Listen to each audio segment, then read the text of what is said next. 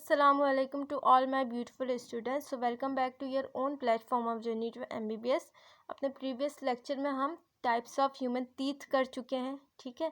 तो आज हम इस ह्यूमन टूथ का बिल्कुल डिटेल स्ट्रक्चर करेंगे, ठीक है, कि ये किस तरह से बनता है, कैसा होता है, क्या होता है। तो ये है हमारा ह्यूमन टूथ, ठीक है। ये कौन सा है? थीकोडोंट है। थीकोडोंट जो हम पढ़ चुके हैं पहले भी, ये एम्बेडेड होते हैं जॉ के अंदर। ये जो जॉ है, ये जो सॉकेट है, इसके अंदर ये अच्छे खासे एम्बेडेड होते हैं, इसलिए ये क्या है, बिल्कुल बहुत ज़्यादा ये स्ट्रॉन्ग होते हैं, ठीक है। आपको पता है कि जितने ज़्यादा ये जॉ के अंदर एम्बेडेड होंगे टीथ, उतने ज़्यादा ये स्ट्रॉन्ग होते हैं, ठीक है। तो ये हमारा टीथ है, ह्यूमन टीथ है, ठीक है।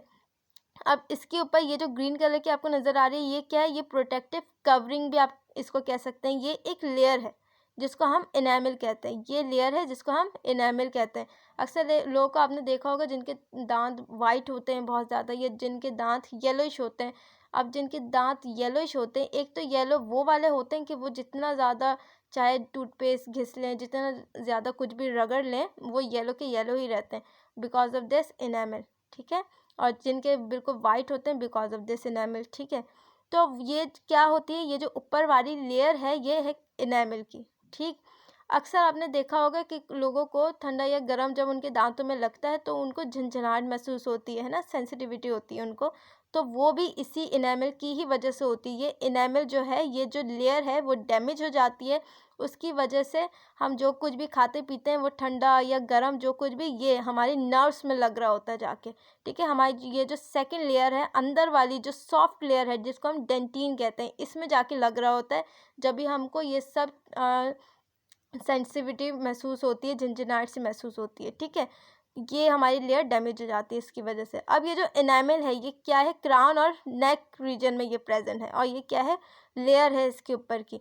ये क्या होती है? ये है नॉन लिविंग सब्सटेंस है, ये नॉन लिविंग पार्ट है। ये हार्डेस्ट सब्सटेंस है of the living body. Living body का हार्डेस्ट सब्सटेंस है ये।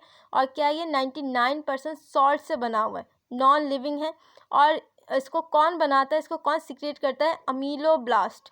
अमीलोब्लास्ट ये जो सेल है, ये सिक्रीट करते हैं इस इनेमल को, ठीक है। अब हम इसकी नीचे वाली लेयर में अगर आ जाएं तो इसको हम कहते हैं डेंटिन। ये क्या है? ये लिविंग पार्ट है। ये जो डेंटिन है, ये क्या है? लिविंग पार्ट है। और मैक्सिमम पार्ट है ये टीथ का। येलोइश होता है, सॉफ्ट होता है, मैक्सिमम पार्ट है। और क्या है? रेडिएटिंग कैनालिकुलाई है, ठीक है।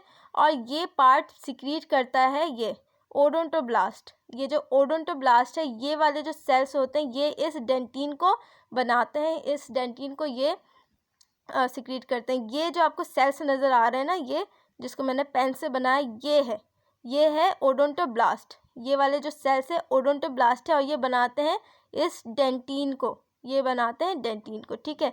अब इसको क्या कहते हैं? इस वाले पार्ट को, जिसको हमने इनेमल प्रोटेक्टिव कवरिंग जिसको हमने कहा था, इसके बिल्कुल नीचे ये वाली जो लेयर है, इस लेयर को हम क्या कहते हैं? Crown expose.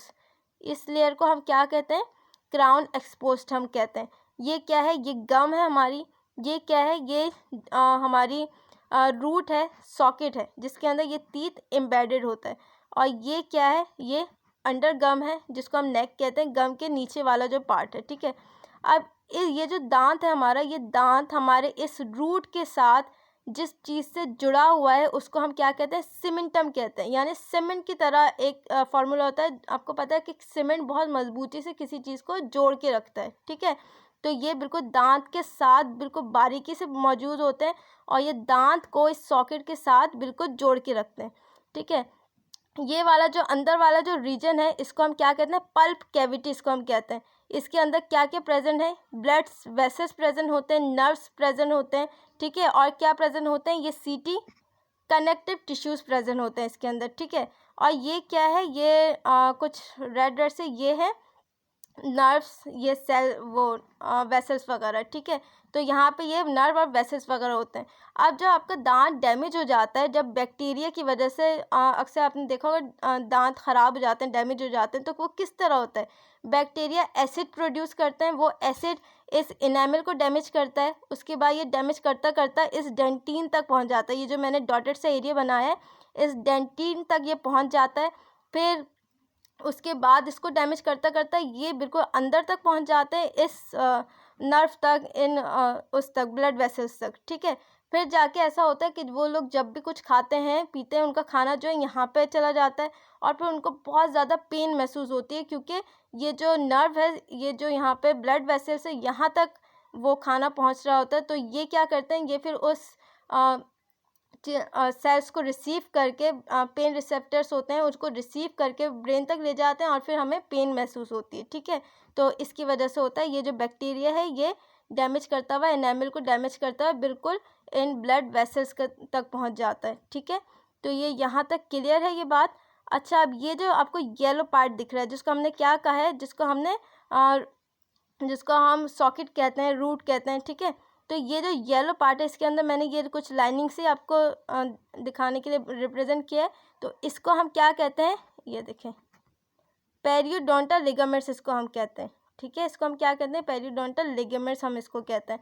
और ये जो कुछ डॉटेड डॉटेड से, ये क्या है, ये जॉ बोन है, ये आपकी क्या है, ये जॉ बोन है पूरी, ठीक है।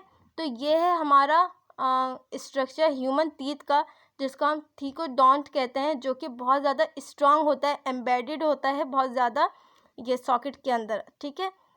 और इसका स्ट्रक्चर कुछ इस तरह का ये होता है। तो उम्मीद है आपको ये लेक्चर अच्छा लगा होगा। अगर आपको पसंद आया, समझ आया, तो लाइक करें, शेयर करें और सब्सक्राइब करें। अल्लाह हाफ़िज़।